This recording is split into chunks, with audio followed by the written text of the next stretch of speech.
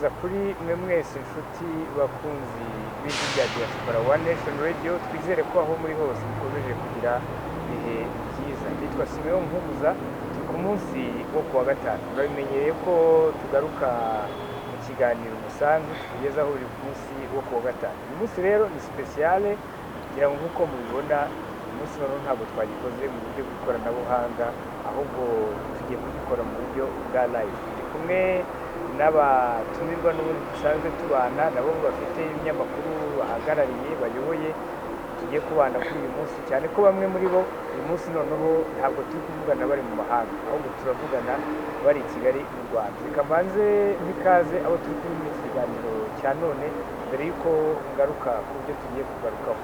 Reka mbere kuri Bwana Rurangwa Artemo, twajyaga tuvugana uri muri Canada ariko kuri ubu i Kigali mu Rwanda. Uraho neza amakuru? Uraho Muhumuza, ndanezerewe cyane kuba ndi kumwe nawe hano kuri One Nation Radio. Nibyo twari tuvugana ndi kure, none ndi hafi yawe, turi kumwe amaso mu yandi. Abantu bamaze kubimenyera ko mfite nanjye YouTube channel yitwa Rwanda Canada News. None ubu noneho ndi kuri One Nation Radio. Ndanezerewe cyane ko turi kumwe kuri mugoroba. Ubwo tureka turebe bikurikiraho. Murakoze cyane. Murakoze cyane. Turi kumwe kandi na Bwana Egide Ruhashya, umuyobozi wa The Future, n'umuyobozi wa Igicaniro TV.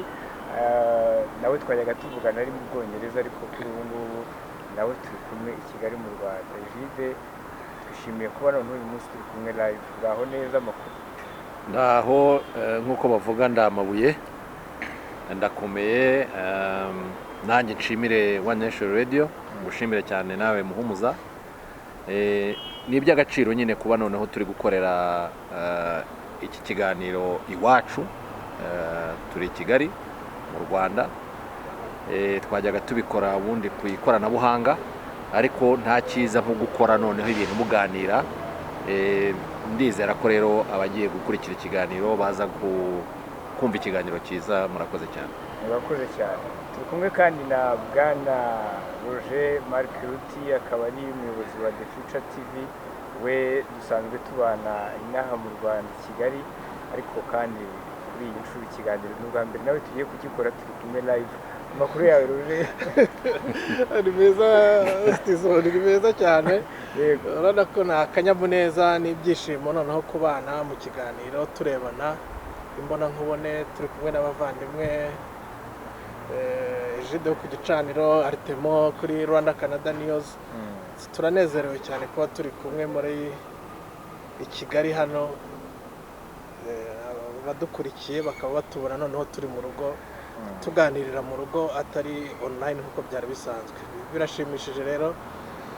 Nshimira One Nation Radio duhuje gutya, murabo gushimirwa. Turizera ko ikiganiro kiza kugenda neza. Ubwo no kuvuga ko mu musanzu ari ubudasinyutse.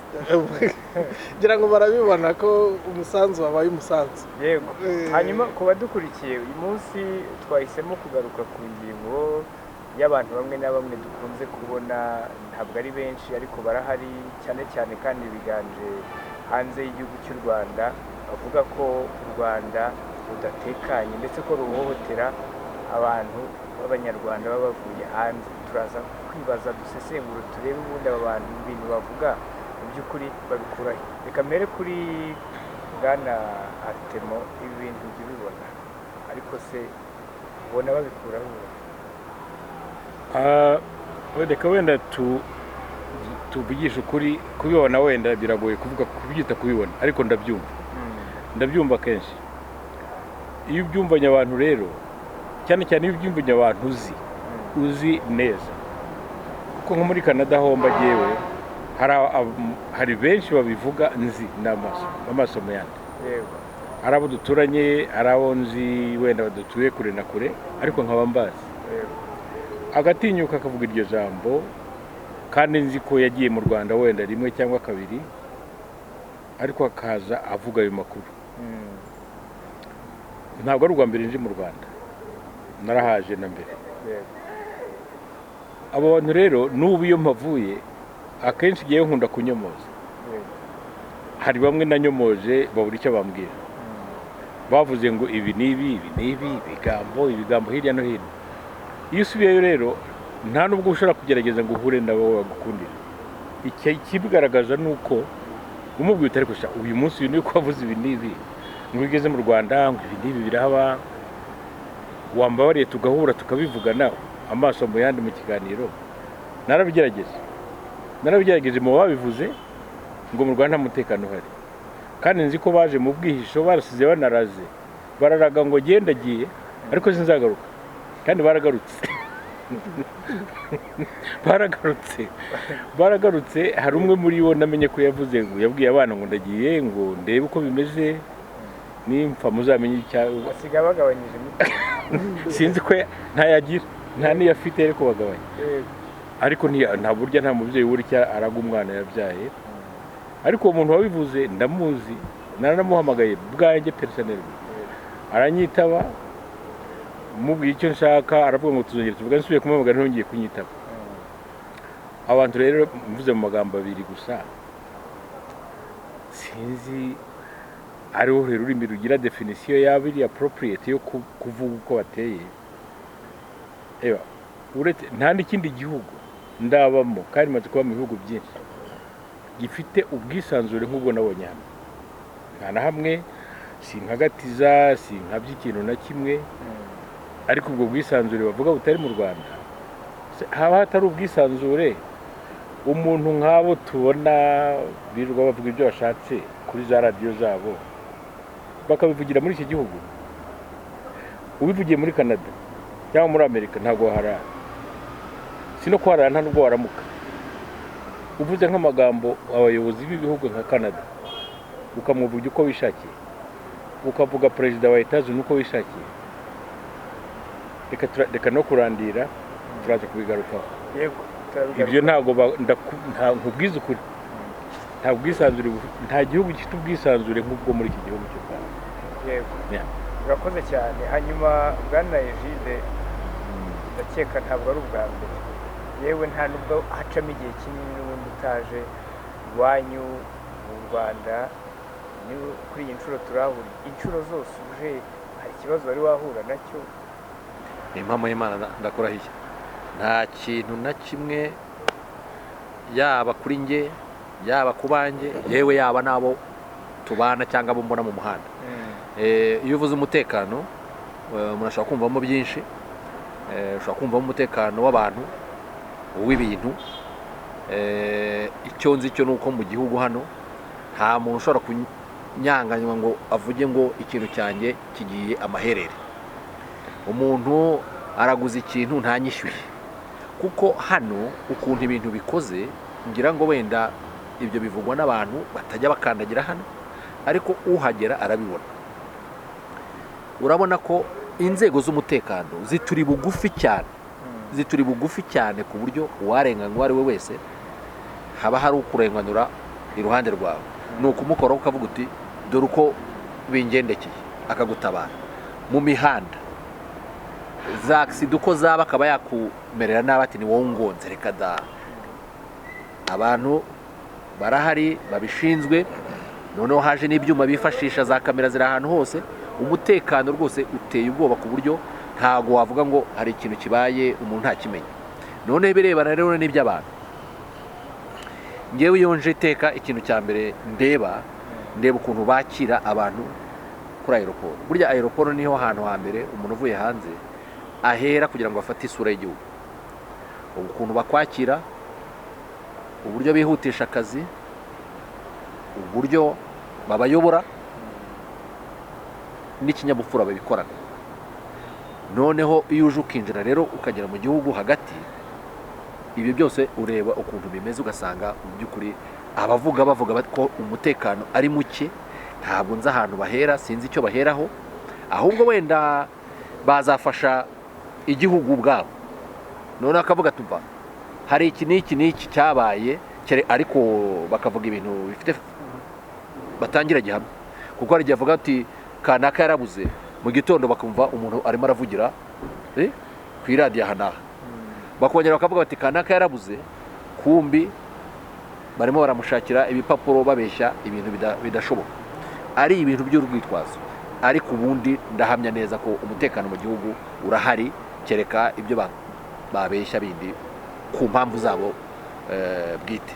Yego, urakoze cyane. Hanyuma Bwana Roger, wowe nawe urabibona nubwo uri mu gihugu, ariko wenda nawe ubibona hirya no hino abantu bakora ibyo bintu nakwita ko ari nka propaganda, ubona babikomora he yo kuvuga ko mu Rwanda nta mutekano uhari, ko ndetse uje avuye hanze yahohoterwa, ko nta bwisanzure. Iyo urebye ubona babiterwa n'iki? ngira ngo hari iyo urebye abantu bavuga ibyo umuntu abafata mu bice bitatu, ngira ngo ni nako bameze. Igice cya mbere cy'abantu bavuga ko mu Rwanda nta mutekano uhari kirimo abajenosideri basize bahekuye u Rwanda bagahunga ubutabera. Abo ngabo nibo birirwa bavuga ko bashaka kwerekana ko mu gihe cyabo ariho hari u Rwanda rwari rumeze neza, aribwo u Rwanda rwari rufite amahoro, ko inkotanyi zimaze kubohora igihugu ahubwo zarukinagaje zigakinagaza abaturage, zikaba zica abahingutse bose. Ngira ngo nabo bavuga ngo kuri aeroport ngo haba imashini ngwisi cyangwa ngo bahutu, ibyo barabivuga. Cyangwa ngo hari asanseri umuhutu yageze n'ahajyamo ahita hanuka ikajya hasi. Ni ibintu bavuga ugasanga ni bande babivuga, ni abajenosideri basize bahekuye igihugu, bakaba bashaka kugihindanya kugira ngo base nk'abitera ikinya, bumvikanishe ko aribo bari abantu beza, ahubwo ababatsinze aribo babi. Icyo nicyo cyiciro cya mbere cy'abantu baharabika igihugu bavuga ko nta mutekano uhari, ko kinagirira nabi abakigezemo. Ngira ngo wenda buriya abavandimwe babanje birinze kubavuga, ariko ndagira ngo nkomoze kuri bamwe babivuga. Hari ubwo ndavuga dufashe nk'uwitwa Sebatware Marcel, ni umujenosideri wishe abantu muri Cyangugu hariya yayoboraga, yari directeur wa Simerwa, yishe abantu. Ni ibintu biri muri record bihari, ni umujenosideri ruharwa. Niwe uri kuvuga hariya mu Bubiligi aho ari ati mu Rwanda abantu barapfuye barashize, byacitse, abantu barapfa uko bwije uko bukeye. Hari bandereyehe bari mu Buholandi, Dereyehe Karori wari yoboraga Izari, Jude yakoze inkuru mu minsi yashize yerekana hari umugabo uri kuvuga uti uyu muntu ni umujenosideri yishe abantu, wari umukozi wari kuvuga ukuntu yishe abantu. Uwo niwe uhindukira akavuga ngo mu Rwanda bari kwica abantu. Hari abitwa Babukeye bose bari muri FDI, muri rya shyaka ryahoze ari irya Ingabire, akaribatiza akaryita Darifa kugira ngo akwepe amahano yo kujya mu mitwe y'iterabwoba. Hari ababa muri Canada bamurere babasa bose, nibo birirwa bavuga ibyo bintu. Abo rero ni abantu usanga bafite iyo ideoloji y'ubujenosideri. Hari n'abajenosideri basize bakoze jenoside aha, akaba aribo bari kwanduza igihugu gutyo. Abandi ba kabiri bavuga ibyo bintu ni bamwe tuziranyeho bitwa ibigarashani, basize bakoze amahano hano mu gihugu y'ubujura, basize batatiye igihango, baribye, barahemutse, barahunze, bageze hanze bati mu Rwanda byaracitse, abantu barapfa umusubizo. Nibo birirwa bavuga ngo ubuyobozi bw'igihugu hano bwica abantu, uwiyahuye bati bamwishe, wagize impanuka bati bamwe. Nta muntu ugipfa urupfu rusanzwe, nta rupfu rusanzwe rukiba mu Rwanda, abantu gusa baricwa. Abo bantu basize bahemutse hano mu Rwanda, basize batatiye igihango cy'akazi bahawe, cy'icyizere bagiriwe n'igihugu, bakagirwa abo bari byo, bakigira ibikomerezwa, babihanirwa, bagahunga, bakiruka, bagatangira gusebya igihugu muri ubwo buryo. Abandi bantu ba gatatu bavuga ibyo ni abana bakomoka ku bajenosideri. Gukomoka ku mujenosideri tubyumvikaneho abadukurikiye, ntabwo ari icyaha kuko icyaha ni gatozi. Ikibazo ni kuba ukomoka ku mujenosideri ariko akakuraga urubanza rwamunaniye, ugatsimbarara ku ntekerezo ze mbi zikocamye, ugatsimbarara kuri ideoloji ye mbi, ahubwo ugashaka kumugira umwere. ibyo ni byo by'aba bana bo muri Jambo, aba ba Ruhumuza, aba ba Rusingiza Ndekwe, aba ba Denise Zaneza, umukobwa wa Sebatware, ba Ruhumuza, ba Shingiro, mbonye umutwe uherutse gupfa.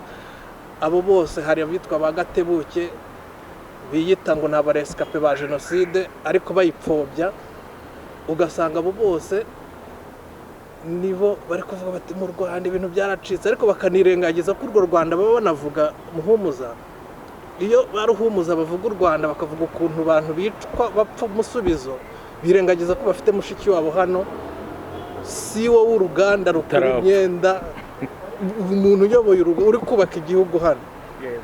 Ugasanga ni ibintu bashaka kujijisha kubera ingengabitekerezo yabokamye, usanga ariho bihera bavuga ko mu Rwanda nta mutekano uhari, ariko ikiza nuko ukuri ntago kwihishira.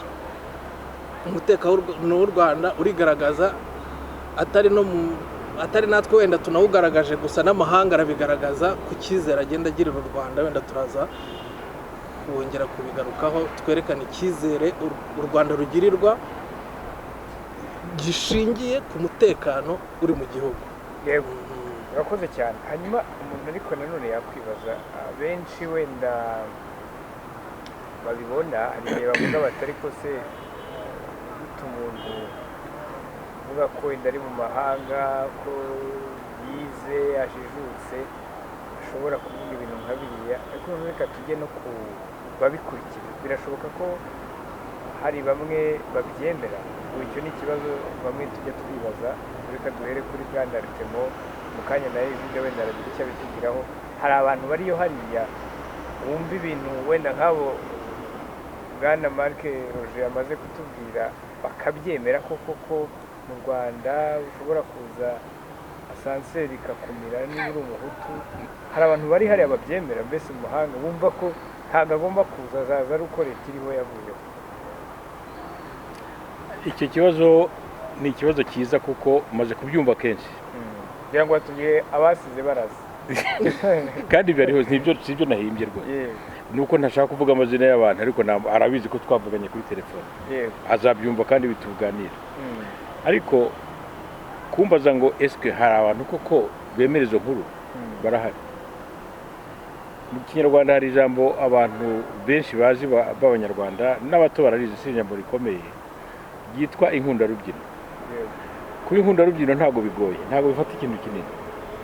Ariko nubwo wazana umuntu wize ufite w'umuhanga bikomeye muri science, ntabwo habaho asanseri winjiramo ngo umenye gusoma ADN y'umuhutu imumire umututu nazahayite. Uyu muntu waba wakoze iyo tekinoloji ni umunyarwanda, ni umuzungu, ni ubwoko ki? Iyo tekinoloji ubwayo ntishoboka.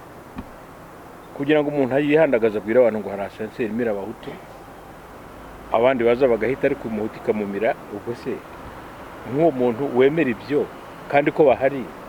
Urugero, igituma nakoresheje ijambo ry'inkundarubyino, uzarera ku ma-views y'abantu. Umuntu agira atya akadukana inkuru nk'iyo, inkundarubyino zikayikurikira, ukajya kubona mu isaha imwe afite views 600 cyangwa 1000 cyangwa 1015. Abo nibo nita inkundarubyino. Rero umuntu wemera nk'icyo kintu, ati ingero ni nyinshi. Umuntu yari handagaje uriya wahoze ari padiri Nahimana, aravuga ngo iki gihugu cy'u Rwanda ngo kiyobowe n'umurambo, ngo ntabwo kibaho perezida wa repubulika nyakubahwa Paul Kagame. Wabonye abantu bakurika ukuntu bangana, babikomera amashyi. Ibyo rero inkundarubyino ni nyinshi, ni ubwoko bwinshi, ariko barahara ababyemera. Niba batabyemeye barabikurikira, bakabyumva, bagatega amatwi. Kubitega amatwi si icyaha, ariko kubyemera nk'uko ariko wabajije ikibazo ni indi stage. Ubundi twagombye kumenya kumva ikintu cyitwa amakuru yo muri social media icyo ari cyo, kuko umuntu wadukanye inkuru y'amafuti yari yo yose abantu barayikurikira.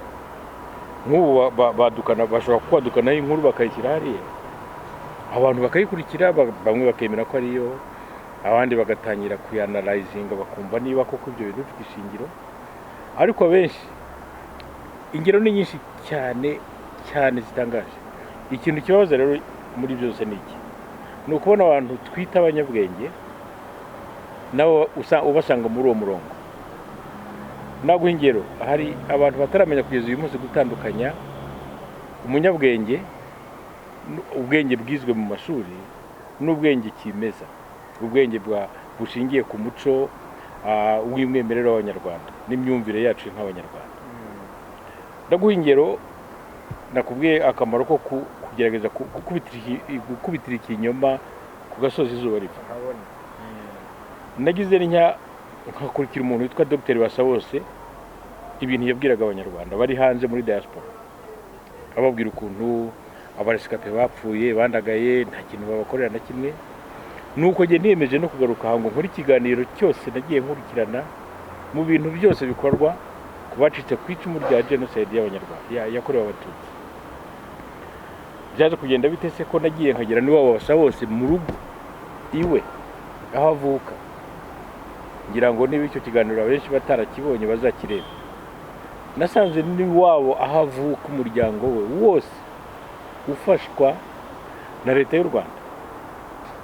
Nyina, bakuru be, barumuna be, uwo ni umuntu wahimbye ikintu cyitwa igicumbi ngo kigiye gusimbura leta y'u Rwanda mu mahanga, ngo kikazaza tukagihungiramo twese ubutindi buri mu Rwanda buterwa na leta y'u Rwanda.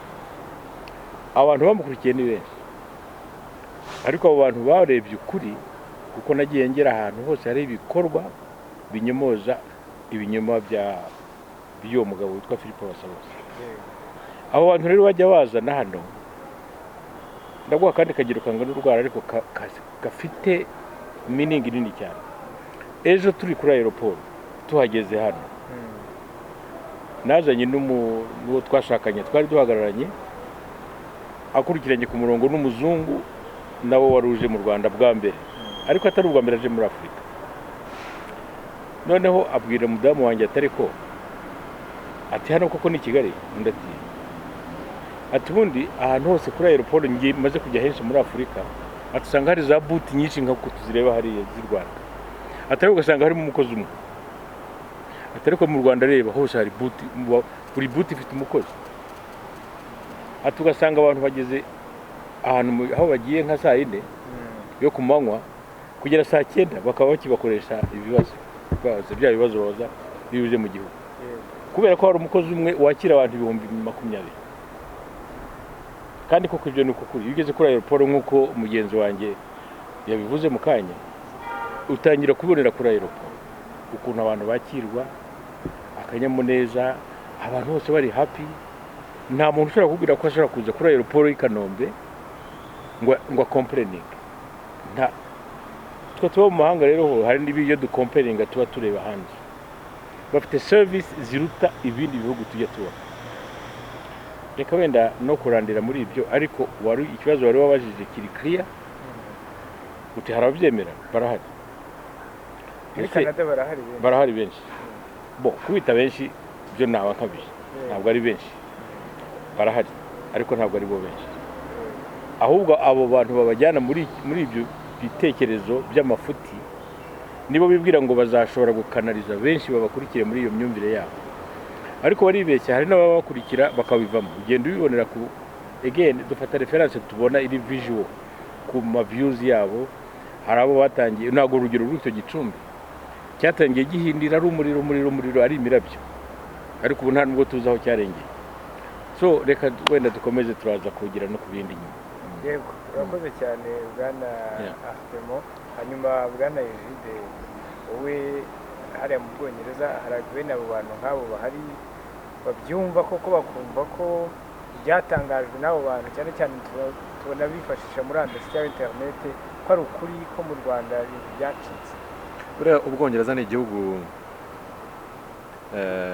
muri ubwo rwego mbajije kigoye, kirimo abanyarwanda b'ingeri zose, ni ukuvuga abumva ubuyobozi ari ubwabo babwibonamo, ikindi kandi bagasanga nta kibazo gihari na gito. Itandukanyiriza akaba ari uko bahisemo gutura aho ngaho. Ariko noneho n'abari muri icyo cyiciro nacyo mbajije barahari ariko ntibavuga. Ubwongereza ntibavuga uzi ko Ubwongereza nacyo gihugu ubu ngubu kigicumbikiye abantu 5 baregwa jenoside yakorewe abatutsi, ariko icyo gihugu kikaba ntacyo gikora, nubwo mu minsi yashize bavuze bati noneho hari igishobora gukorwa. So abanyarwanda bandi bahari ntibavuga, ntibandika, ariko ntitubeye ko bahari. Ariko icyo umuntu yavuga ni iki? Hari icyo wari wigeze kubaza uti ese n'abantu bize, n'abantu bize basobanukiwe. Muhumuza rero reka nkubwira ikintu. Injiji iyo ibaye injiji yarize ijya inyuma y'izindi. Ibyo yavuze hari ubwenge kimeza, hari common sense, ikintu uvuga uti ukakireba ukisobanurira. Iyo umuntu yagiye mu mashuri akaminuza bakubwira ngo uriya ngo ni doctor mu kintu iki n'iki, ariko yarangiza akaba injiji, uwo nguwo abateye ubwoba. None se nta bujya wumva mu minsi yashize hari ikiganiro mperutse gukora, doctor muri science politique ashobora kuvuga ngo ndasaba abanyarwanda ngo nanjye nzabikora kutazongera kujya mu Rwanda, ngo kuko iyo mugiye mu Rwanda ngo burya ngo barabafotora, ngo barangiza bakaberekana ngo ko mujya mu Rwanda, ngo bityo ngo igihugu kikerekana ko abanyarwanda bari hanze nta kibazo bufite. Ati ikindi, ati kuriya mwishyurira mituweli imiryango yanyu, kuriya ufasha murumuna wawe kwishyura school fees z'abana be, kuriya hari umuvandimwe wawe ugira akabazo ka rent ukakishyura, kuriya mugira uburyo mwishyura imisoro y'ibyo mutunze hari, ngo biriya bintu byose biragenda bigafasha leta, ngo mubyihorere muzareke kujyayo, n'ibyo mumureke ngo gufasha iyo miryango. Bati n'umuryango wawe ufite abavandimwe hari, ufite inshuti, ufite byose, ati nanjye nzabireka, ati kuko birya byose. Doctor muri science politique noneho yanatangaga urugero ati kugira ngo yerekane nyine ko muri politique abyumva, ati n'igihe cya Arusha njye nabaga nkurikirana ibyaberaga Arusha kugira ngo yerekane ukuntu akomeye. Arahari mu Busuwisi arimo aravuga ibyo ngibyo, akaza kuri murandasi kuvuga ibyo ngibyo abwira abanyarwanda. Koko ubwo iyo doktora ye urambwira ngo umuntu yabyita iki urimo ubwira abanyarwanda ibintu by'ibitapfa nk'ibyo ngibyo?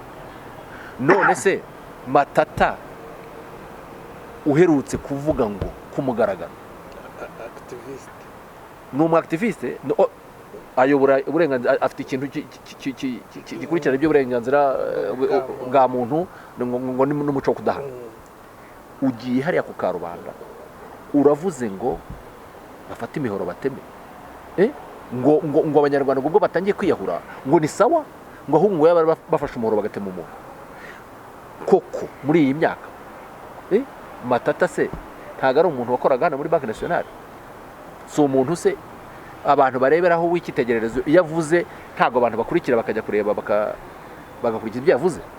So ibyo bintu byo kuvuga ko abantu bize, tumaze kubona ko mu by'ukuri bafata icyo kintu cyabo cya kashe bashyizeho, twarize amazina yacu n'aya bitewe n'ibyo babaye byo kera, ndene bikabaha uburenganzira bwo kuyobya abaturage kugira ngo abantu babakurikire. Ikindi kandi biriya bavuga nosaruma kuyobya abaturage, ariko ni uburyo bwabo bwo gushaka amaronko, kuko natavuga ibyo ngibyo ntacyo azabona ko mukwa ari muri opposition. Critique nk'iyo ngiyo, iyo ukoze critique mbi nibwo ugaragaza ko uri muri opposition. Niyo critique ntacyo yabivuze, ariko niba hari ugusapotinga aguha amafaranga azayagwa kuko uvuga ikitari cyo. Ni muri urwo rwego rero bakomeje gukora gutyo, ariko icyo tubona ni iki, nuko ibintu byabo byose bavuga analize z'abanyarwanda zigeze kure, cyane cyane ko ubu ngubu urubyiruko ntabwo rwaba rukibeshywa ibintu nk'ibyo ngibyo, ngo mubwire ngo afate umuhoro awufate, ngo mubwire ko umutekano ntawe uri muri Kigali ahagera buri munsi ahabona, ngo mubwire uyu munsi. Reka nkubwire ikintu, nageze uyu munsi i Kigali. Hamaze kuba ibintu byinshi cyane hano kuri aeroport. Hari umuzungu wataye amafaranga barayamuha, nta nubwo ari umwe ahubwo ni benshi. Hari n'andi mafaranga umuntu yagerageje wenda ariko yaje gufatwa nawe araga. Hari ibintu byinshi cyane ngewe muri control nashyizemo bagage ame yanjye, akavarisi nari mfite akandi gakapu nako ngashyiramo, ariko mu kubishyiramo mfata na telefone na wallet yanjye nabyo mbishyiramo kugira ngo bice muri machine.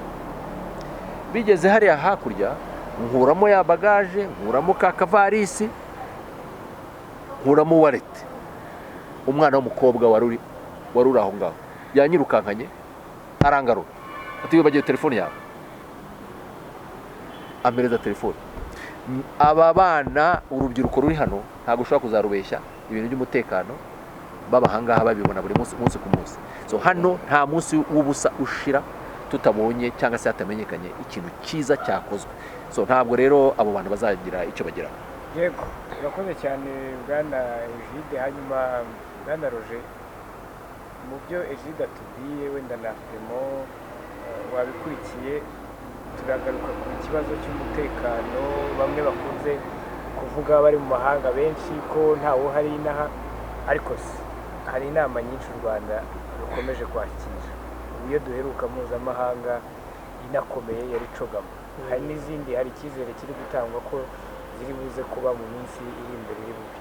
Ubundi koko tunatekereze, wenda n'abadukurikiye bazambi ibitekerezo byabo, byashoboka ko u Rwanda amahanga yakomeza kurugirira icyizere gutya rukakira izi nama nta mutekano, hari ibintu bitameze neza nk'uko bariya bamwe tugaruka bavuga. Wenda tutaragera no ku nama muhumuza, nagira ngo twibutse abadukurikiye ko u Rwanda dufite ingabo mu muryango wa UN ziri twe kubera umutekano dufite. Umuryango w'abibumbye waratwitabaje tureka dusagurire n'amahanga. Ubu dufite ingabo muri Central Africa, dufite ingabo muri Sudan, dufite na Mozambique ubu ngubu ziri kugarura amahoro mu bindi bihugu.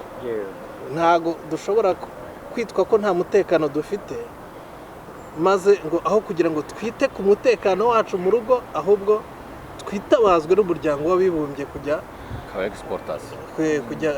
ubu dufite umutekano twexporta tukajya gufasha andi mahanga. Icyo ni ikintu kigaragaza mu ruhando, ntago ari twebwe, nta ruswa dutanga muri Loni, cyangwa sinzi niba inabaho iyo ruswa yo gutanga muri Loni kugira ngo ibe yagira ikintu ikora nk'icyo ngicyo. Icyo ni ikintu cya mbere kigaragaza ko igihugu cy'u Rwanda gitekanye, gifite umutekano. Tukaba dufite umutekano dusagurira n'amahanga. Ikindi warukomojeho cyo kwakira inama, ukomoje kuri program twakiriye.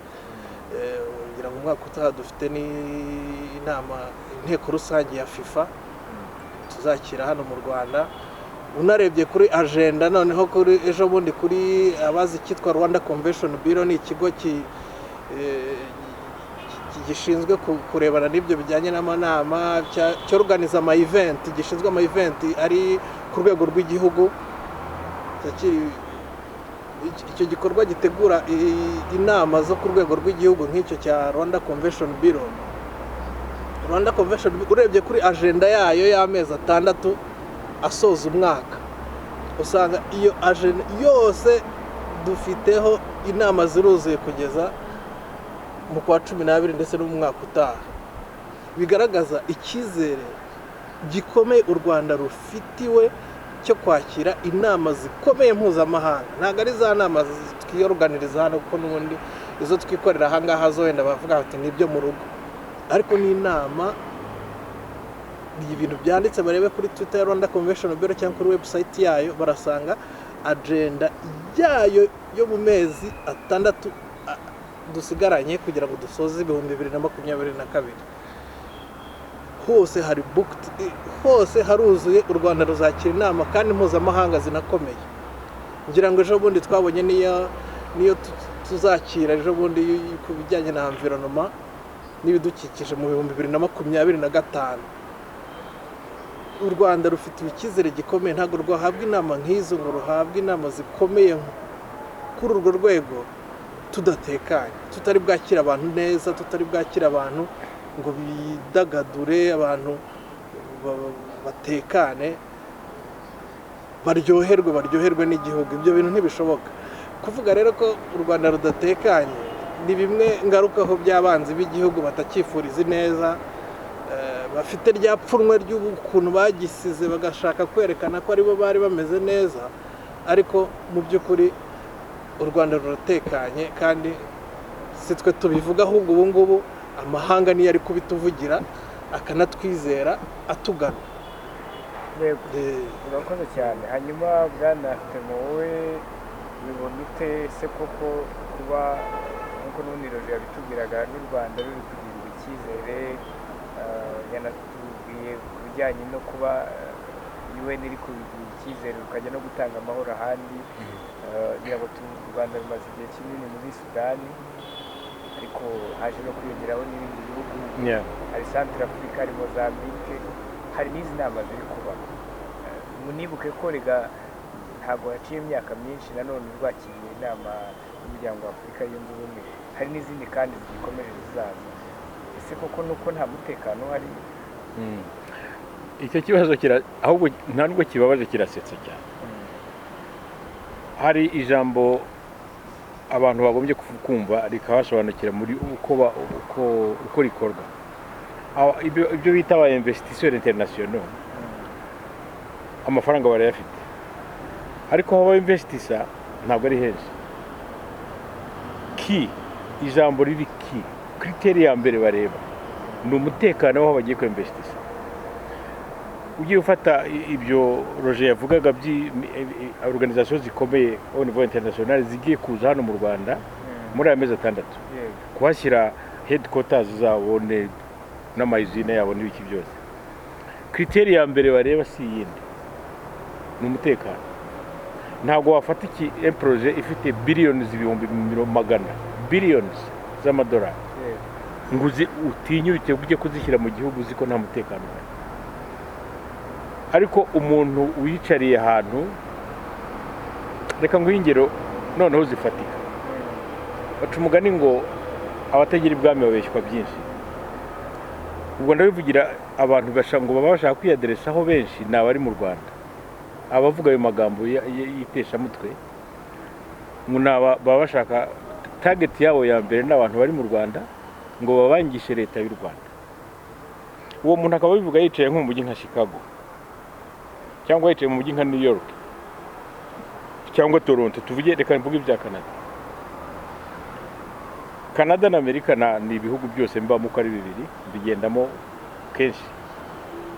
Ariko umuntu wicaye Chicago cyangwa wicaye New York agatinyuka agakritika umutekano w'i Kigali. Chicago ni ahantu hashobora gupfa abantu barenga 300 buri munsi, n'ibinyamakuru ntibibandike kuko barabyanditse bararambirwa. Uwo muntu wicaye Chicago akakubwira ngo nta mutekano uri Kigali, abi Chicago cyangwa abatororo. Ibira biganiro hari ya radio ya Jean Paul yitwa Iteme. Ni Iteme wa mugani. Bamaze iminsi berekana ngo ko mu Rwanda hari inzara, n'urugero ngiye kuguharunga n'u Rwanda. Bakajya gufata umuntu, icyo kintu ntabwo zakibagirwa, nakibonye kirambabaza cyane. Bajya gufata umuntu uvuga ngo dore inzara yaranyishe, zamura imyenda bereka ukuntu ashonje, ngo mfite imyaka 40 ngo ariko abantu bambonye bagira ngo mfite 200 cyangwa 100. Uwo muntu akabivuga ari Ottawa ni amasaha make kugera mu mujyi wa Toronto. Hari ijambo ryitwa ingarisi, abantu b'ingarisi mu mujyi wa Toronto, ngira ngo entière de la ville ni ingarisi. Bandagaye ku mihanda barya muri za pubera hano hose. Umunyarwanda kaje nkuriya mugore wa Jean Paul niwe wazanye icyo kiganiro, niwe wazanye nayo picture y'abo bantu ngo bashonzeye mu Rwanda ngo yerekane ko hari inzara. Birabwo yitwa Flora hawe. Kwanza yitwa Flora ngo niba ari ministre wa communication muri ya leta. Umugore wa Ntagara Jean Paul nyine. Niwe wavuga icyo kiganiro. Naramwitegereje ndavuga ariko uyu mugore ntago wenda ari byiza gukoresha amagambo atari mazima, ntacyo nabamurusha, ariko ashyira hagati impembero yagiterwa n'isoni na biriya bintu yakoze. ko kwerekana umuntu sinzi iyo yamutoraguye niba ari n'umunyarwanda ntawe unabizi akamwerekana comme exemple kuko mu Rwanda abantu barimo kwicwa n'inzara birababaje cyane kuko abantu barya batoraguye ibintu muri poubelle mu mujyi wa Toronto abantu bandagaye mu mujyi ya za Indiana ho hose za Chicago no mu mujyi wa Ottawa hatuye ubwe ushobora gusanga muri winter hari abantu bari ku muhanda ari moins 50 sinzi ko nabwira abanyarwanda batwumva bari mu Rwanda iyo tuvuga ngo ahantu hakonje a moins 50 icyo bisignifiye ntabwo babwira umuntu uraha ngo yumve icyo bivuga abo bantu rero bafite ubugome ariko badagifite aho bufata ntabwo buhafata ko abanyarwanda barajijutse bararatembera abanyarwanda ugiye gufata indege ujya mu ndege ugahura n'abanyarwanda 150 ibyo kera ntabwo byabagaho u Rwanda ubu nta muntu uje mu Rwanda yaba umuzungu yaba umunyafurika yaba ande gusaba visa bose bambwiye ngo n'ugi Rwanda ntusaba visa mu minsi 30 za buri free ariko n'ubizarenze iyo minsi uzabona gusaba visa ariko nta muntu n'ibihugu bingahe byemera abantu kwinjira mu gihugu iwabo ko tugenda henshi ahantu maze kubona winjira kuri aeroport udafite visa yo kuhaza nihe nta munyafurika n'umwe winjira kuri aeroport ya Kigali ngo bamubaze visa barakubwira bati umva ubu ufite iminsi 30 kuri ibyo ushatse ariko nijya kurenga uzabitubwire noneho ushaka iyo visa wera utanga amafaranga yayo ariko ahandi ntaho biba ushobora kwiruka kuri visa ya Canada imyaka 10 ushobora kwiruka kuri visa ya Amerika imyaka 20 urwo icyo gihugu bavuga ngo nta mutekano gifite iki mu Rwanda bahita bakubwira kuri website yabo ngo just come nta kibazo wagihari none se ntabwo mbura ikintu ndakurengereza kuri ibyo nkubwiye kubyerekeranye n'umutekano w'u Rwanda byemaze kugera mu bihugu bitari hasi ya 30 ntabwo ndabona umutekano umeze nk'uri Kigali kandi ntabwo ari Kigali gusa ni mu Rwanda hose yego yes urakoze cyane bwana Artemo hanyuma bwana Egide ngira ngo uwa mu gihugu cy'Ubwongereza kandi ahanini niho buherereye ntabwo ari umuntu yavuga ko ari cyo cyonyine kibikora ariko BBC niho ifite icyicaro gikuru niba ntibeshye ariko nubwo atari yo yonyine ariko tujya tuyibona mu nkuru nyinshi ntihavuga ko ari wo murongo isa nk'iyihaye muri iyi minsi ziganjemo iziharabika u Rwanda umuntu yakwibaza ngo ubona babiterwa n'iki ni kubera icyo ubibona uti ndabikubwira muri aya magambo ariko nanone ngiye kugendera kuri analize yanjye ku giti cyanjye BBC ni ikinyamakuru usanga leta y'Ubwongereza ifitemo imigabane ni nk'ikinyamakuru nyine cya leta y'Ubwongereza ariko mu buyobozi bwacyo kikaba kigenga hanyuma rero kikaba giha platform aho abantu bavugira abavuga n'abo Rwanda sorry niho yaciye ba Michel Wrong niho banyuza ibiganiro byabo no baherutse kunyuzaho ikindi kitarasohoka kirasohoka kizasohoka mu cyumweru gitaha ariko already twamaze kumenya ko gihari impamvu rero yo kuvuga ngo kuki babihanyuza hari n'abanyarwanda nta guciye mu ijambo nabo yavuga ko barwanya leta y'u Rwanda ariko ubona ko bakabaha umwanya bakabahamagara bakabaha za interview n'iki byose impamvu rero ni iyi ngewe uko mbitekereza urabona ikinyamakuru cyose icyo ari cyo cyose kiba gishaka ko gikurikirwa yaba ari ikinyamakuru gikoresha amashusho yaba ari ikinyamakuru cyumvikana ku majwi umuntu wese uzavuga neza leta y'u Rwanda nuko azavuga uko iri gukora nuko azavuga viziyo yabo, akavuga ati habanje 2020 irarangiye, ese iyo 2020 ibyo yari yiyemeje yarabikoze, yabigezeho, haje 2050, ese ibyo barimo batagetinga, ese mubona bazabigeraho, ibyo ngibyo bikajya mu ngiro. Ariko iyo habonetse uvuga ngo reka da ya 2020 burya barabeshyaga ntabwo byageze, uwo ngo bazamwumva vuba cyane. Impamvu yabyo ari uko uzaza hakana azakurikirwa cyane, azumvwa cyane kurenza uza agaragaza bya bintu ko byakozwe, kuko kamere muntu ikunda guhinyuruza, ikunda kugaya, ikunda ibibi, ikunda ibipfa. Bituma rero BBC ishakisha Victoire Ingabire utagira icyo, ntabwo aravuga ati ngewe umurongo wanjye wa politike n'uyu, ndanenga ibi ariko ibi nabyo ndabyemera. Ntabwo Victoire aravuga ati rwose guverinoma y'u Rwanda yakoze neza, uyu mwaka hari ibi n'ibi n'ibi n'ibi n'ibi n'ibi byagezweho. Oya, we abaho anenga gusa. Ntabwo bishoboka ko igihugu gishobora kubaho gikora ibintu bipfuye gusa, gikora amafuti gusa, ntibishoboka, kandi bikabonwa n'umuntu umwe cyangwa se abari inyuma ye gusa. Ibihugu bindi bikavuga bati ibi tuzajya kubyigira ku Rwanda, ibihugu bikavuga bati ariko u Rwanda rwabigenje rute. Ahantu hose tukumva ngo development iyi ni y'u Rwanda rwagendeyeho cyangwa se rugezeho, hariho ibintu byinshi cyane bagenda batangaho ingero. Noneho umuntu uba mu Rwanda we ibye bikaba kunenga gusa, ariko ba bantu bagahita bamutunga mikoro bakamubwira bati ngaho bitubwire, babishyiraho uzareba uko bigenda. Abantu nibaza rero ko ari uburyo BBC yabonye bwo kugira ngo nayo ikurikirwe, abantu bayumve, kuko cyane cyane nka kiriya kiganiro cyabo bakora cya gahuzamiryango ni ikiganiro gikurikirwa n'abantu bavuga ururimi rw'ikinyarwanda cyangwa se bashobora kuba barwumva. So muri icyo gihe rero bashyiramo ibyo ngibyo nyine byo kugira ngo bahe Twagiramungu, bahe Victoire Ingabire n'abandi.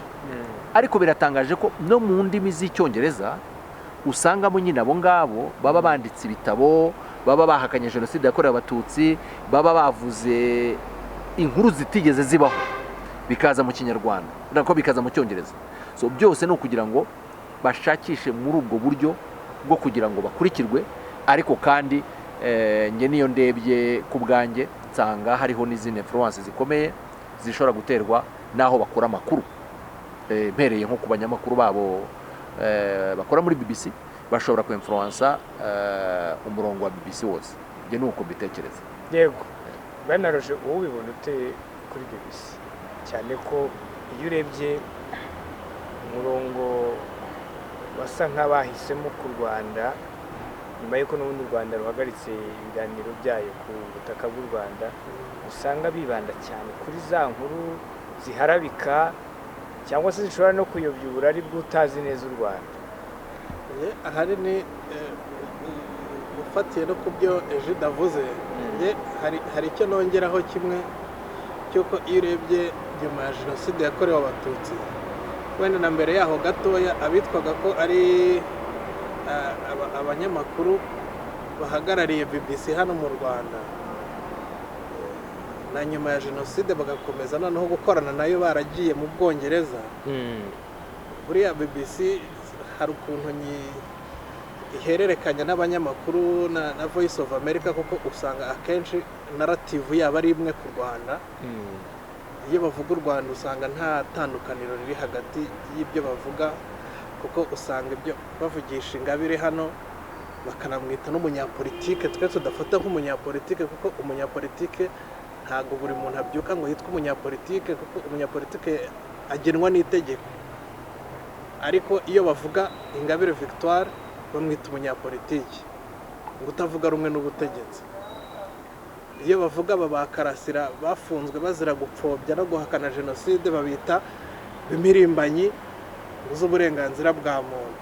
Bigaragaza ko nk'abanyamakuru ntago bashaka kwerekana ko umuntu, ntago bashaka kuvuga ibijyanye n'inkiko, ntibavuga amakuru nk'uko yavuzwe, ahubwo bavuga amakuru nk'uko babyumva ku giti cyabo. kuko niba urukiko ruvuga ko rukurikiranye umuntu ku cyaha cyo gupfobya no guhakana jenoside bo bakamwita impirimbanyi ngo ya demokarasi ngo n'uburenganzira bwa muntu, uhita ubona aho baganisha. Aba bantu rero usanga abo banyamakuru ba BBC barimo, mfashe nk'urugero hari Yusufu Mugenzi, iyo ukurikiranye amateka ye ugafata Venuste Nshimiyimana wahoze kuri BBC ubu ngubu akaba ari kuri Voice of America, ugafata Etienne Karekezi ni chief editor, ni umwanditsi mukuru wa Voice of America, akaba yarabaye umunyamakuru wa radiyo Rwanda. Ibiganiro bye kuri radiyo Rwanda mu gihe cya jenoside hagati abatutsi bari kwicwa, abantu barabizi, ari gupromotinga ubwicanyi buri kuba mu Rwanda, ari kwerekana ukuntu abantu barimo urugamba rumeze neza rwo guhangana n'inyenzi zaje guhungabanya umutekano w'igihugu. Uhita ubona ko kuba ibi binyamakuru bikoresha abo bantu bakoranye n'abajenosideri, abo bantu bapromotinze jenoside, abo bantu bapromotinze urwango rwanga ubuyobozi buyoboye igihugu ubu ngubu, abo bitaga inyenzi imbere ya jenoside. Usanga ibyo bakora ni ukubasiga icyasha, ni ugupromotinga abantu banduza isura y'ubuyobozi bw'iki gihugu, kuko niko bamye, niko bakoze na mbere. Ubu ngubu noneho bafite platform nziza bakoreramo, byakwiyongera kuri bimwe Egide yavugaga noneho byo kugira ngo bakurikirwe, abantu bakangura abantu babenterese, bavuga bati noneho bavuze iki ku Rwanda. Ugasanga ni ibyo bigenda bihura, bigatuma baganisha u Rwanda mu mwobo, ariko ubundi ukuri kwigaragaza guhabanye n'ibyo baba bavuga. Yego. Hanyuma Bwana Aritemo, wowe iyo urebye mboni yawe ugasesengura BBC ubibona ute, cyane cyane by'umwihariko ku nkuru zayo ku gihugu cy'u Rwanda muri iki gihe? Yewe rero ubuze uti mu mboni zanjye, ndabivuga mu mboni zanjye, my own opinion. Ibyo bintu mbibona mu yindi angle. Afurika tuzi yabayeho imyaka n'imyaka, na Afurika tubona ubu n'ubuyobozi dufite mu Rwanda ubu, ntabwo ubuyobozi dufite mu Rwanda kubera leadership ya His Excellency Perezida Paul Kagame ishobora kumvikana mu bazungu, kuko abazungu bari bamenyereye Afurika bakandagira ku gakanu, idakoma, itavuga, itemeranya, idashobora kuvuga ngo ibi ntabwo tubyemera. Bagiye kubona babona igihugu nk'u Rwanda kizanye leadership itandukanye niyo basanganywe hano muri Afurika yacu. Uzumve iyo Perezida Kagame avugana n'abanyamakuru bo mu Bwongereza cyangwa ba TV5 cyangwa ba France 24, ababwira ukuri, akababwira Afurika uko yumva, akababwira ukuntu Afurika igomba kuba, ubuyobozi bwe bukwiye kumera.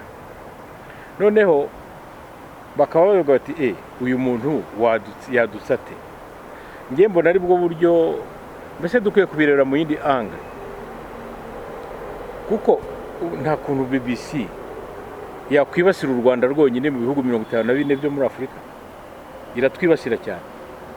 Uzarebe France 24 itangiye kuvuga amakuru, nta makuru mazima y'u Rwanda ivuga akenshi ivuga n'ibinyoma yabeshywe n'abanga u Rwanda, ariko amakuru nyayo mazima ntabwo bayavuga. Ibintu byabaye successful nka Cogamu cyangwa ibindi ntibabivuga. No. Why? Rero mbona ari bwo buryo babonye bwo kwataka leadership ya Excellence Perezida Kagame, kuko aravuga ati uyu mugabo niba agumye hariya akakomeza iriya langage ye na leadership ye, azaduteranya na Afurika kandi turayikeneye. Nge nuko ndakubwira ko ndavuga muri opinion yanjye passion. Nge nuko mbibona pe, kuko nta yindi mpamvu nimwe ibinyamakuru nka BBC ni ikinyamakuru kitari gito, kinini, kirambye, kimaze imyaka magana. kubona rero baza ku gihugu nk'u Rwanda bakagitindaho, uzi ibihugu, umubare w'ibihugu Ubwongereza bwakoronije muri Afurika uko bungana ni byinshi cyane. Ibyo bihugu rero nibyo bibatunze. Trump ni umusazi ariko yajyaga avuga ngo la vieille Europe, iteka yavuga Uburayi bavuga ngo la vieille Europe. Nibyo koko ngo yisanzure, yidagadure, ikoresha umutungo wa Afurika uko yishakiye. Ubu rero babonye noneho bouc émissaire w'u Rwanda, nako si n'u Rwanda ubwarwo, ni excellence Perezida Kagame, kuko iki gihugu cyayobowe n'abandi ba perezida ntabwo bigeze bakibasira kuko cyari gifite ubuyobozi bujyanye n'ibyo bifuza. Ubu rero hari leadership itandukanye n'ibyari bihari, itandukanye n'izindi ziri muri Afurika handi hose. Niyo mpamvu nabona nta yindi. Yego, ntayo mu by'ukuri.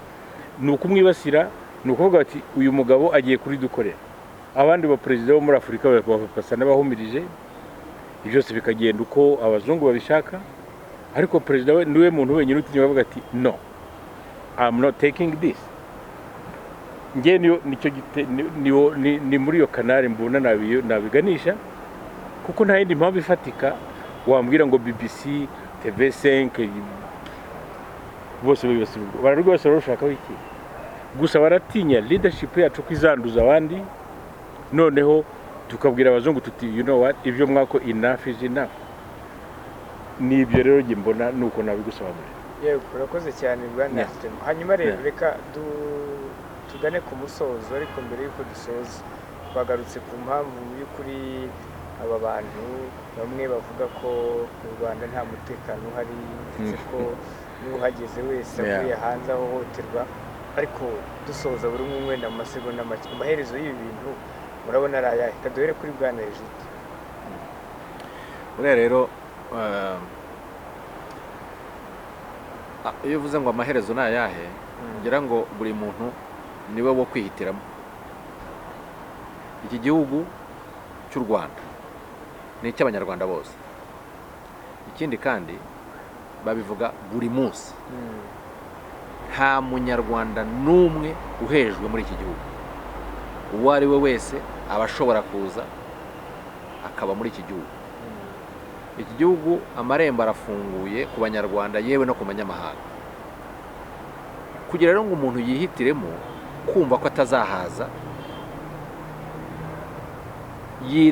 nibyo yiremamo we ku giti cye, akiremamo ko nta mutekano uhari, yarenze akanabyigisha kugira ngo hagire abo afata bugwate.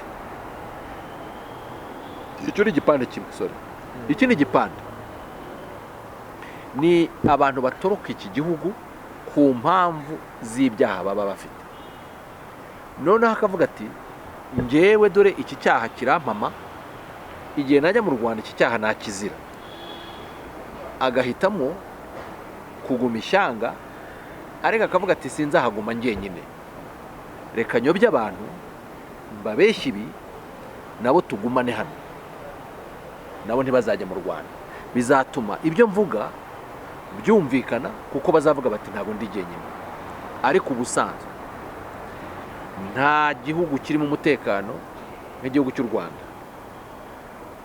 Kwirema agatima mpembero ukajya ukurikira ibyo wowe wumva n'ibyo umutima wawe kubwira ku mpamvu zawe. Barabivuga benshi bavuye hano bibye, barabivuga bo bagiye gushinga za ambasade bagatwara amafaranga, yagera hariya akajya kuvuga, urumva, akajya gukritika politike y'igihugu avuye hano yibye. Ikindi kandi iyo ari kubibwira abantu ko ntibamubaza bati ariko harya ko ubundi nta kibazo cyari gihari, ko wari muri government, arya amafaranga wibye kutayasubiza hanyuma ngo urebe, reka da ntawe umubimubaza, ariko ibyo avuga bikumvikana. Ni benshi rero abiba amabanki, ushobora kubara n'ingeri nyinshi. Abo rero nibo bagenda bagasakuma abantu bakabagira ingwate, noneho bikitwa ngo u Rwanda nta mutekano kubera abo bari kuvuga. Ariko mu by'ukuri igihugu cy'u Rwanda kiratekanye, turabibona, turahagenda. Hazagira uhinyuza, ahinyuza avuga ati ariko ibyo bavuga nibyo, aze yirebere. Njye ndumva ari cyo kintu navuga. Ndahamya ngewe iki ku gihugu kiri mu mutekano. yego urakoze cyane bwana Egide. Hanyuma bwana Roger, dusoza nawe mu mboni yawe amaherezo urabona ari ayahe y'ibi bintu? Amaherezo rero y'aba bantu, amaherezo y'aba bantu mbona ari uko bazavuga bakaruha bakarekera, kuko icyiza ni uko ukuri k'u Rwanda kurigaragaza, amahanga arabibona akaduha nk'iki cyizere twahoze tuvuga, bakaduha inama zikomeye tukazakira, bikagaragara ko u Rwanda ari igihugu gitekanye cyizewe kiri kuganwa. Uko kuri rero niko kuzajya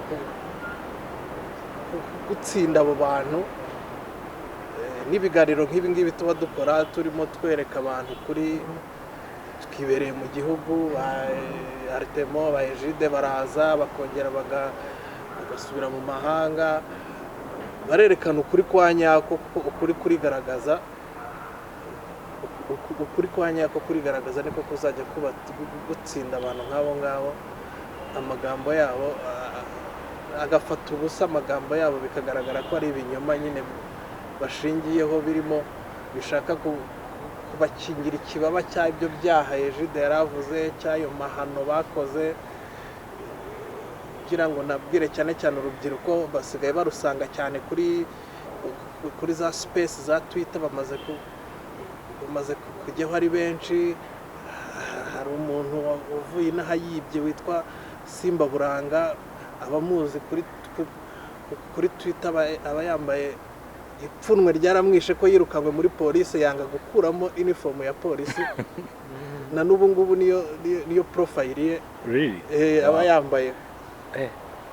Ni umuntu w'umujura w'umunyamafuti, ariko ajya hariya kuri Twitter akigira umwumvise avuga kuri Twitter kuri space, uhita wumva ari umuntu yiyambika uruhu rw'intama, kandi ari impyisi iri aho ngaho irimo ishaka kwegereza abantu, ikababwira ngo twiganirire, ngo twiterere story, igatangira kwinjira mu bantu, mu rubyiruko, ishaka kubereka ko mu Rwanda nta avantage n'imwe haba, nta opportunity n'imwe, ahubwo iyi leta niyo gupyinagaza abantu, ngo yirirwa avuga ngo freedom of expression.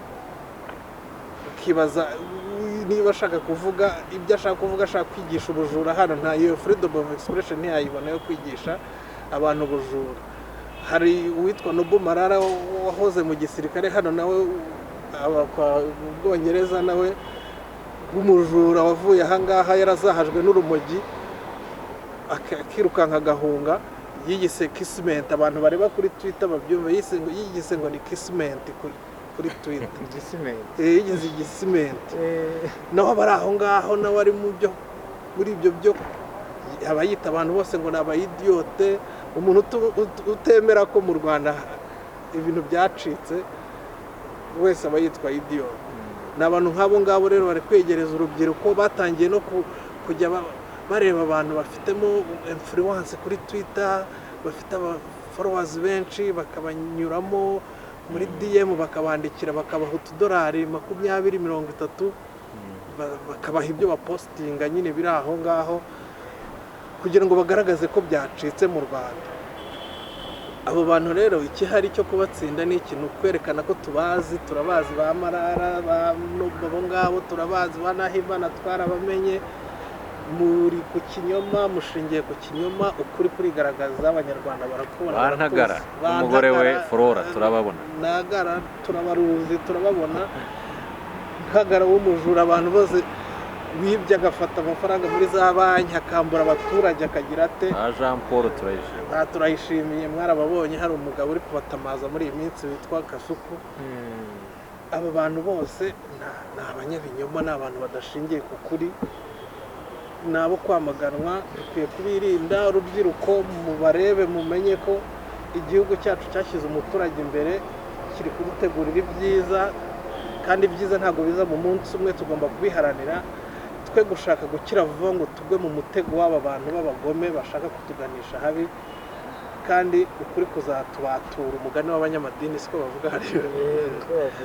Reka kwizimba mu magambo, mbashimire.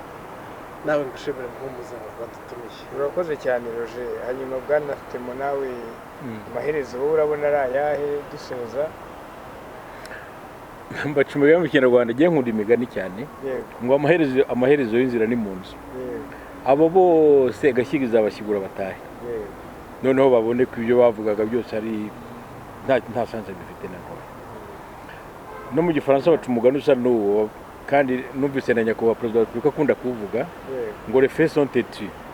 Nibyo ni têtus, ils sont tellement têtus naho wakora iki, kuko umuntu wese uzura u Rwanda mbere ya genocide yakorewe abatutsi akarugarukamo, uretse n'umunyarwanda n'umunyamahanga ubwe abaza what kind of miracle yabaye muri iki gihugu. Umunyamahanga, tekereza abanyamahanga nibo babona ibyo bintu byihuta kuruta n'abandi, ariko umuntu wavukiye aha, wahakuriye, wahabereyeho neza, utaranahagaruka akicara akabwira abantu amakuru atariyo, adafite aho ahuriye n'ukuri rwose. Ibyo rero ngiye nkaba nagira ngo wenda nangize akantu kangana n'urwara, ngira inama urubyiruko, cyane cyane urubyiruko ruri muri diaspora. Ndabibutsa yuko urubyiruko ruri muri diaspora ntawe ruhuriye ku mibare n'ururi mu Rwanda. Urabizi neza ko u Rwanda ruri mu bihugu bito, simvuga mu geography, ndavuga la jeunesse ya population. Average y'abanyarwanda ni imyaka iri hasi cyane, ni ukuvuga ko urubyiruko nibo benshi. Umubare munini ni urubyiruko. Nirwo rwinshi. Hanze si rwo rwinshi, rurahari ariko si rwo rwinshi. Nkaba ngira ngo rero aya magambo bagerageza kwinjiza mu rubyiruko ruraha baribeshye, kuko ntibashobora kubemerera. Ikintu cya mbere gitangaza umuntu iyo avuye mu mahanga atinzeyo akagera hano mu Rwanda, wibaza abantu bakorera kuri YouTube babwira urwo rubyiruko ko niyo target yabo. Uzarebe ukuntu abanyarwanda bo mu rubyiruko bari busy. Ukoresha igare nta mwanya afite, ukoresha moto nta mwanya afite wo kumva biriya biganiro, ukoresha agataro wacuruza imineke ntabwo ashaka kumva ibyo bintu. None se urambwira ngo amaherezo yawo ni ayahe? Ntayo, amaherezo ntayo pe, ntayo. Ukuri kuratsinda buri gihe uko wabigira ko ariko kose. Niyo mpamvu amaherezo y'inzira ni mu nzu. Bazaza ahubwo bazaza ari turete, nicyo kibazo cyabo, nicyo kibazo bafite. Yewe nkaba nakubwira nkwizeza neza ko nasaba ko abana b'urubyiruko b'abanyarwanda bari muri iki gihugu bakora attention ku bintu bera kuri social media, ntibagapfe kumira bunguri ibintu bahumvira byose, kuko barababeshya ngo Amerika ni Eldorado, ngo hageze biba birangiye. Ubaye umwana ariko njya numva kwa ba Jean Paul bavuga ngo birwa badutuka ngo dukora mu makarito. Niyo bakoramo se, niyo bakoramo nibyo bahamagarira abanyarwanda bari mu Rwanda ngo bajye gukora mu makarito nabo. So ibyo rero ngiye nkaba nasaba ko abantu bakwiye gushishoza ibintu babona kuri social media. Niwo muti wonyine nta wundi, naho bariya bo bazavuga barinde basaza, kuko u Rwanda aho rugeze ubu nubwo wazana iki, ntabwo nibaza ko hari ikintu abanyarwanda ubwabo bakwemera ko bisubira inyuma aho bigeze ubu.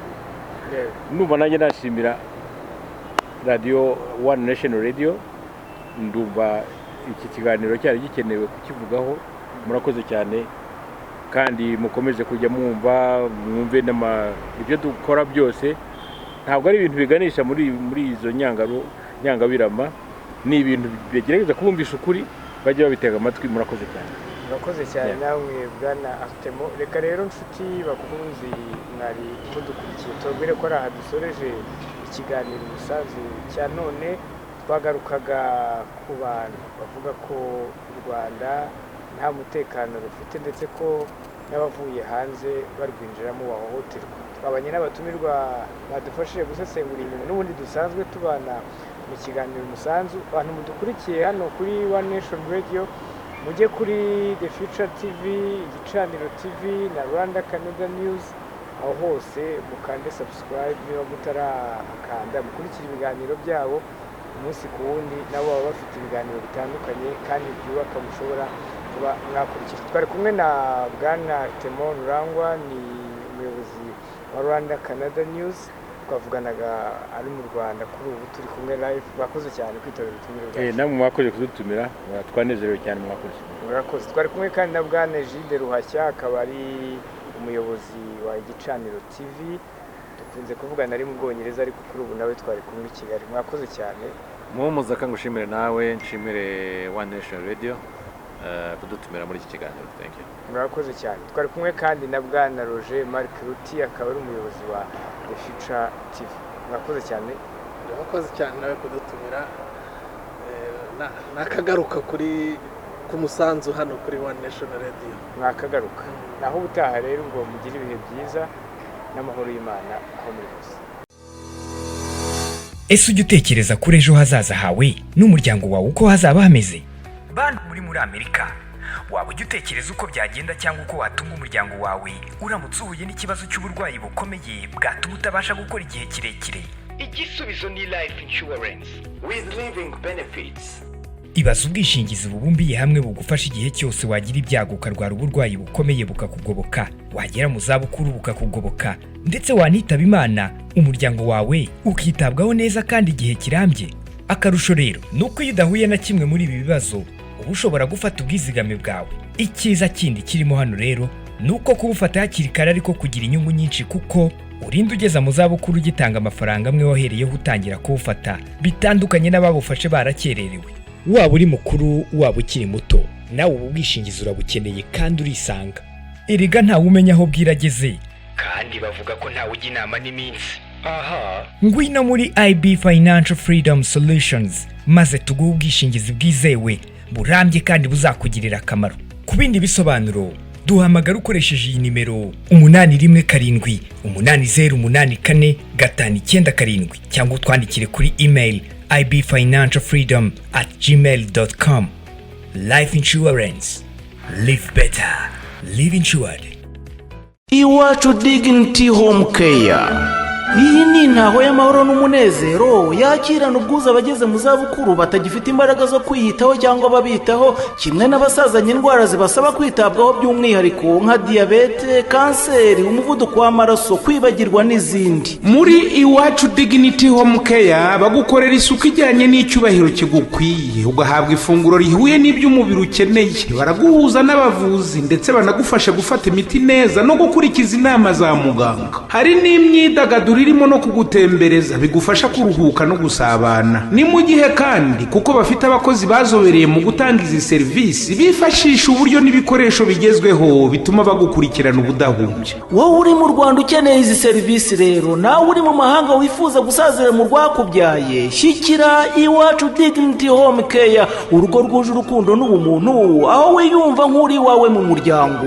Niba wumva kandi wakwitabwaho uri wawe, izi serivisi barazikwegereza maze nawe uryoherwe n'ubuzima. Bakorera mu mujyi wa Kigali mu karere ka Gasabo mu murenge wa Jabana.